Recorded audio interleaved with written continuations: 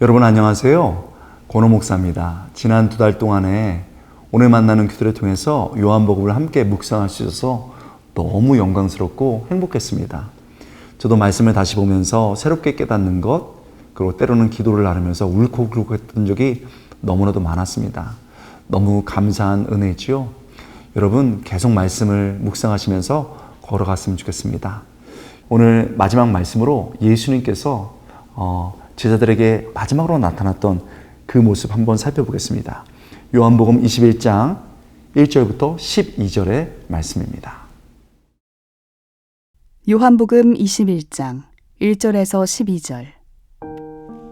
그 후에 예수께서 디베랴 호수에서 또 제자들에게 자기를 나타내셨으니 나타내신 일은 이러하니라. 시몬 베드로와 디두모라 하는 도마와 갈릴리 가나 사람 나다나엘과 세베대의 아들들과 또 다른 제자 둘이 함께 있더니 시몬 베드로가 나는 물고기 잡으러 가노라 하니 그들이 우리도 함께 가겠다 하고 나가서 배에 올랐으나 그날 밤에 아무것도 잡지 못하였더니 날이 새어갈 때에 예수께서 바닷가에 서셨으나 제자들이 예수이신 줄 알지 못하는지라. 예수께서 이르시되 얘들아 너희에게 고기가 있느냐? 대답하되 없나이다. 이르시되 그물을 배 오른편에 던지라. 그리하면 잡으리라 하시니 이에 던졌더니 물고기가 많아 그물을 들 수 없더라. 예수께서 사랑하시는 그 제자가 베드로에게 이르되 주님이시라 하니 시몬 베드로가 벗고 있다가 주님이라 하는 말을 듣고 겉옷을 두른 후에 바다로 뛰어내리더라. 다른 제자들은 육지에서 거리가 불과 한 50칸쯤 되므로 작은 배를 타고 물고기 든 그물을 끌고 와서 육지에 올라보니 숯불이 있는데 그 위에 생선이 놓였고 떡도 있더라. 예수께서 이르시되 지금 잡은 생선을 좀 가져오라 하시니 시몬 베드로가 올라가서 그물을 육지에 끌어올리니 가득히 찬 큰 물고기가 153마리라. 이같이 많으나 그물이 찢어지지 아니하였더라. 예수께서 이르시되 와서 조반을 먹으라 하시니 제자들이 주님이신 줄 아는 고로 당신이 누구냐 감히 묻는 자가 없더라. 본문을 보니 제자들이 어쩐 일인지 갈릴리, 즉 디베랴 호수에 있습니다. 제자들은 예루살렘을 떠나서 지금 갈릴리로 돌아온 것입니다. 이들이 갈릴리로 돌아온 것은 예수님의 말씀에 따라서 온 겁니다. 마태복음 28장 10절에 보면 예수님은 제자들에게 갈릴리로 가라. 거기서 다시 나타날 예수님을 기다리라고 말씀하셨습니다. 며칠 전에 나타난 예수님은 이들에게 상처 입은 손과 옆구리를 보여줬습니다. 그리고 성령도 주셨습니다. 그리고 사명까지 주셨습니다. 그렇다면 갈릴리에서 예수님을 기다리면서 이들은 영적으로 깨어서 준비하고 있었어야 됩니다. 그러나 본문을 보면 어떤 모습이 보입니까?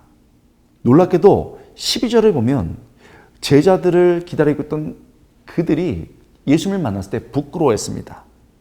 왜 그렇습니까? 영적으로 가라앉아 있었고 침체되어 있었고 그렇기에 그 상태에서 예수님을 만났을 때 부끄러웠던 겁니다. 여러분 여기서 중요한 점이 있습니다. 예수님의 부활의 주님을 다시 만났고 그분의 사랑을 경험했고 그리고 성령도 경험했고 사명까지 받았는데 예수님을 기다리는 그 순간에 어떤 순간 다운되면서 영적 침체를 겪었다는 겁니다. 사실 제자들이 그랬다면 우리도 그럴 수 있다는 것을 본문은 얘기해주고 있습니다.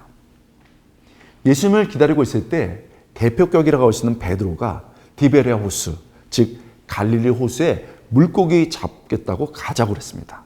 그러자 다른 제자들도 따라갔죠. 여러분 무엇이 깨달아지나요?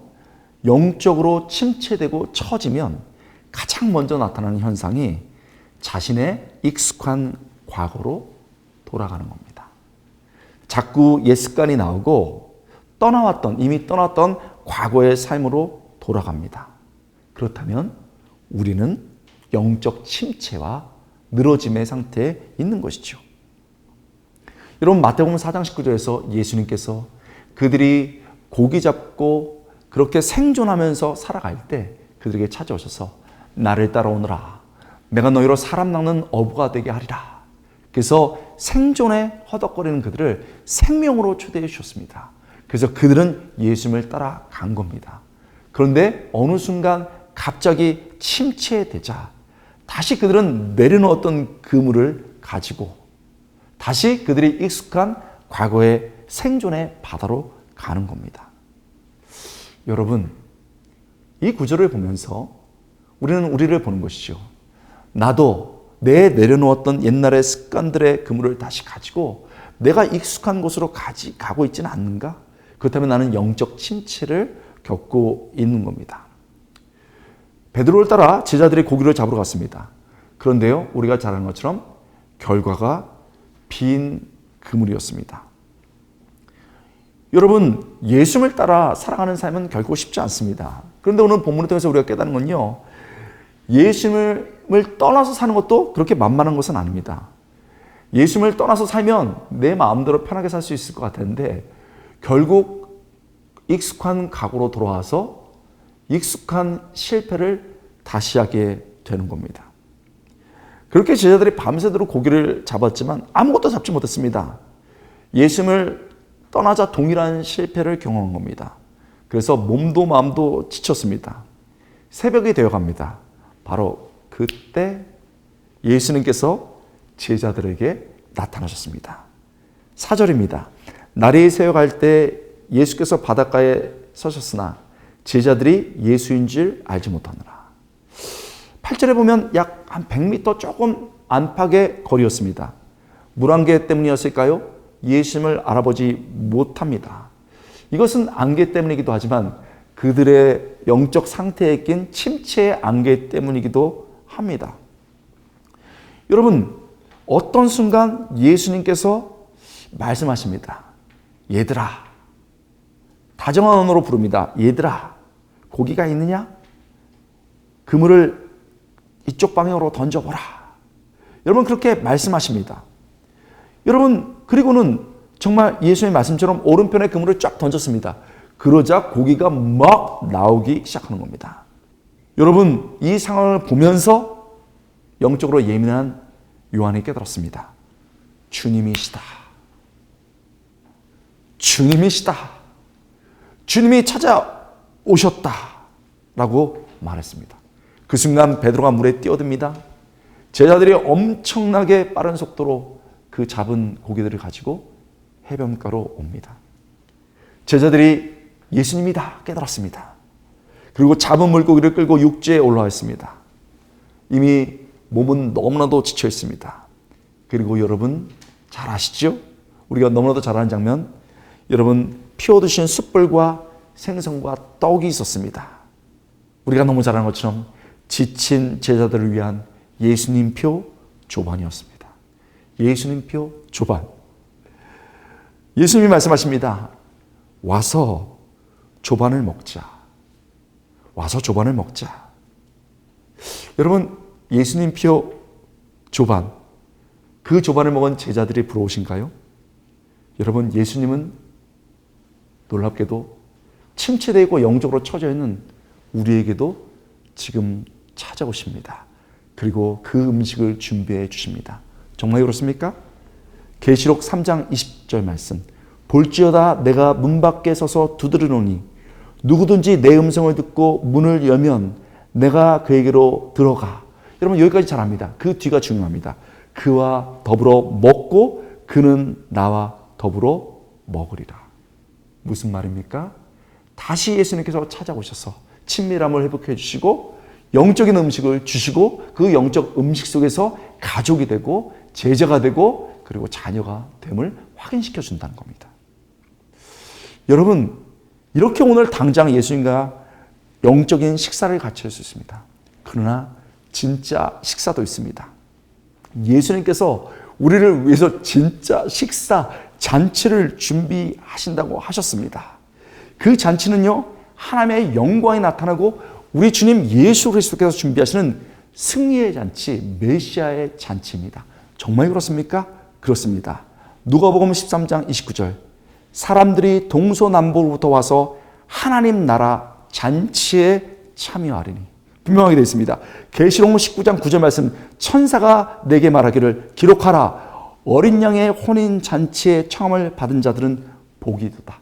그 잔치가 벌어지면서 예수님께서 준비하신 그 음식을 우리가 먹게 된다고 말하는 겁니다. 여러분, 제자들이 주님을 알았고 성령을 경험했습니다. 그러나 침체됐습니다. 그렇다면 우리도 침체될 수 있습니다. 우리도 과거로 돌아갈 수 있고 과거의 습관에 빠질 수 있고 과거의 실패에 빠질 수 있습니다. 그러나 과거에 동일했던 하나님, 그 예수님이 우리 삶에 계시기에 우리는 다시 일어설 수가 있습니다. 제자들이 예수님이 준비하신 그 사랑의 양식을 먹고 일어섰던 것처럼 우리도 주님의 영적 음식을 먹고 다시 일어설 수 있는 겁니다. 여러분에게 부탁이 있습니다. 지난 2개월 동안은 그랬던 것처럼 늘 하루하루 인생이 침체되고 어려울 때 그 주님 앞에 앉아서 말씀의 양식을 먹으십시오. 그리고 끝내 말씀을 살아내서 승리하십시오.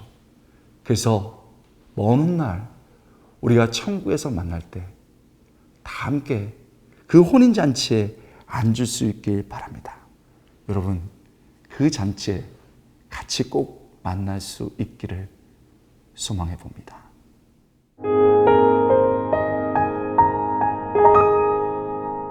다 같이 기도하시겠습니다. 주님께서 사랑하셨던 제자들이 부활의 주님을 만났고 느꼈고 성령까지 받았고 사명도 받았지만 그들이 영적 침체에 빠질 때가 있었습니다. 그것이 우리의 모습이고 우리도 그럴 수 있음을 봅니다. 주님, 우리가 다시 과거로 돌아가고 과거의 모습처럼 실패할 때 우리 주님 우리를 포기하지 않으시고 우리의 삶의 자리에 오셔서 얘들아 라고 불러주시며 우리를 보아주시고 우리를 위해서 영적인 잔치를 준비하시고 음식을 준비하신 것을 봅니다. 그 주님이 우리 주님입니다. 하나님, 우리 주님 우리의 삶에 그렇게 계십니다. 그러므로 우리가 사명을 받았어도 지치고 우리가 사명을 내려놓고 다시 빈 그물을 잡는 부족한 모습이 있어도 그 모습을 보지 않고 그 모습을 향해 걸어오시는 예수님을 볼 수 있도록 도와주시옵소서. 세상의 사람들의 말을 먹거나 세상의 것들을 먹는 것이 아니고 주님의 말씀을 먹고 세상 앞에 서는 것이 아니고 사람들 앞에 잡담을 하는 것이 아니고 주님 앞에 앉아 마음을 나누길 원합니다. 그렇게 다시 한번 일어서서 믿음의 길을 가기 원하고 인생을 마지막까지 주님과 함께 가기 원합니다. 그때 우리가 천국에서 잔치할 그 상상하며 또 그 소망을 가지고 살아가기 원합니다. 2달 동안 주님을 사랑하며 묵상하는 모든 우리 애청자 여러분, 고민을 나눴던 모든 사연을 보내셨던 그분들의 삶, 그리고 지금도 함께하는 모든 분들이 그 천국 잔치에 한 명도 소외되지 않게 하여 주시고 그 마지막 날 우리 주님을 찬양하며 우리 주님의 그 놀라움을 간증하는 그 자리에 있기를 원합니다. 주여, 우리를 축복하여 주시고 우리는 주님의 길을 가는 아름다운 인생 되게 하여 주옵소서. 감사드리고 예수님의 이름으로 간절히 기도드리옵나이다.